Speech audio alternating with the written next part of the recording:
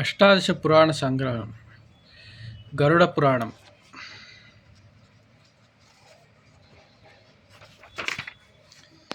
పాపాల వల్ల కలిగే జన్మలు.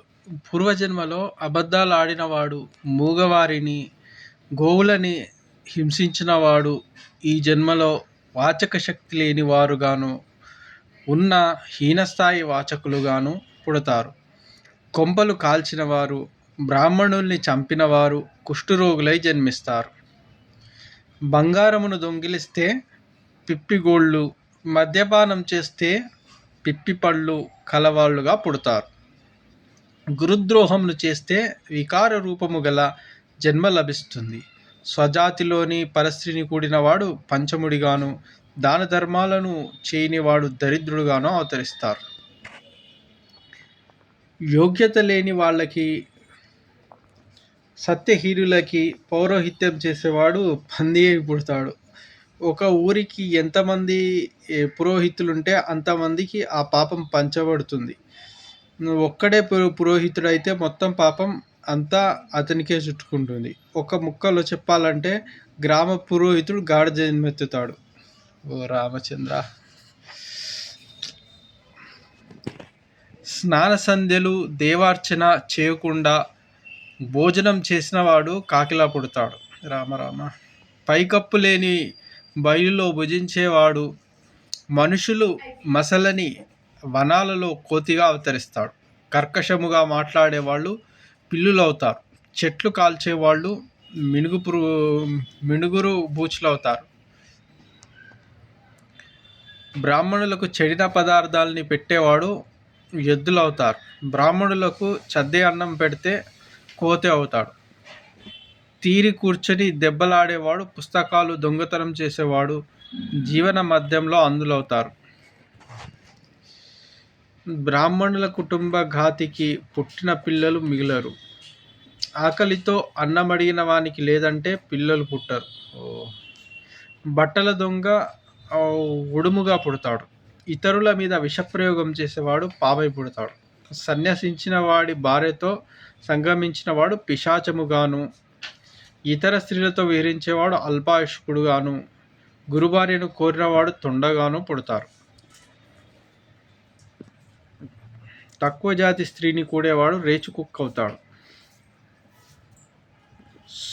నూతులు చెరువులు త్రవ్వించి తిరిగి పూపించిన వాడు చేప రూపాన్ని, న్యాయ విరుద్ధముగా నడిచేవాడు గుడ్లగూబ రూపాన్ని, ఇచ్చింది లేదని చెప్పి రుణమును తీర్చని వాడు నక్క రూపాన్ని, బ్రాహ్మణులలో తప్పులు బట్టి విమర్శించేవాడు తాబేలు రూపాన్ని, డబ్బు తీసుకొని దేవతార్చన చేసేవాడు, వేదాల వల్లించేవాడు చండాల రూపాన్ని పొందుతారు. చెట్లు నరికినవాడు, గనులు త్రవ్వినవాడు దిక్కులేని వాళ్ళవుతారు. పరిమళ ద్రవ్యాపహరణమును చేసినవాడు దుర్గంధ భూయిష్ట శరీరము గల జన్మను పొందుతాడు. పరద్రవ్యాపహర్తులు క్రిమి కీటకాలుగా పుడతారు. అఘోర కృత్యాలు చేసేవారు వైతరిలో స్నానం చేయించబడతారు. అహంకారులకు, తల్లిదండ్రులను, గురువు పురోహితులను అవమానించే వారికి, స్త్రీ బాలవృద్ధులకు, అపకృతి చేసేవారికి చీము నెత్తులతో కూడిన వైతరిణియే ఆవస్థానమవుతుంది.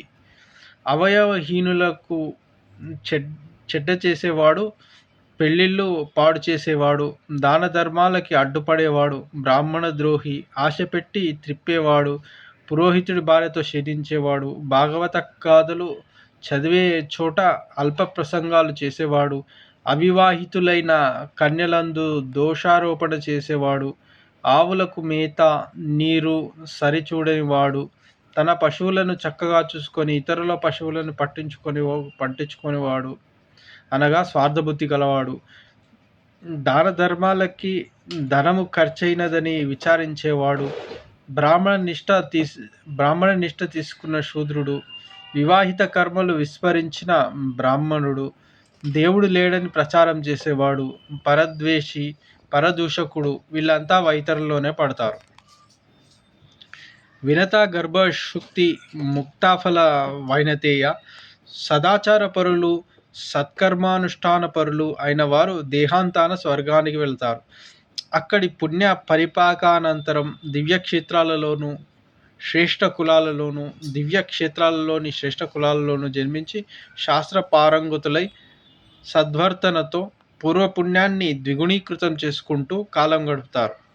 గరుత్మంత, నాచే నీకు వినిపింపబడిన ఈ పురాణం నీ పేరున గరుడ పురాణమై వర్ధిల్లుతుంది. తల్లిదండ్రులు మరణించిన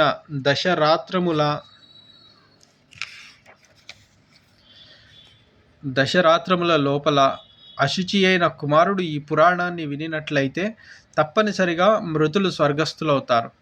అలా వినిన కుమారుని తల్లి జన్మమున పురుషునిగా జన్మిస్తుంది. ఈ పురాణాన్ని శ్రద్ధగా విన్నవారి గురించి వారి పితృదేవతలు ఎనలేని సంతోషాన్ని పొందుతారు. సంక్రాంతి నాడు కానీ, విపత్కాలమందు కానీ, గ్రహణ సమయంలో కానీ, శ్రాద్ధము జరిపిన దినమునందు కానీ ఈ పురాణమును చదివించేవారు, వినేవారు స్వర్గాన్ని పొందుతారు. వారి పితరులు సద్గతులు చెందుతారు. నీ బారిన పడిన పాములకు ఏ గతి పడుతుందో నీ పేరిట ఈ పురాణాన్ని పఠించిన వారి పాపాలకు కూడా అదే గతి పడుతుంది. ఈ పురాణ శ్రోతలకు 1,000,000 కన్యాదాన ఫలం, 100 షోడశ మహాదాన ఫలం, గయాశ్రాద్ధ ఫలం కలుగుతాయి. యమపుర నివాస భయ నివృత్తి అవుతుంది. స్వర్గగాములు అవుతారు. నాగేంద్రశయనుడు చెప్పింది విని నాగారి ఆనందించాడు. నారాయణునకు ప్రదక్షిణ నమస్కారములను ఆచరించి కృతజ్ఞతలను తెలుపుకున్నాడు అని సూతుడు చెప్పగా విని శౌనకాదులు సంతుష్టస్వాంతులై తదుపరి పురాణ శ్రవణాసక్తులై సూతుడేం చెప్తాడా అని ఎదురు చూడసాగారు. ఇది గరుడ పురాణం.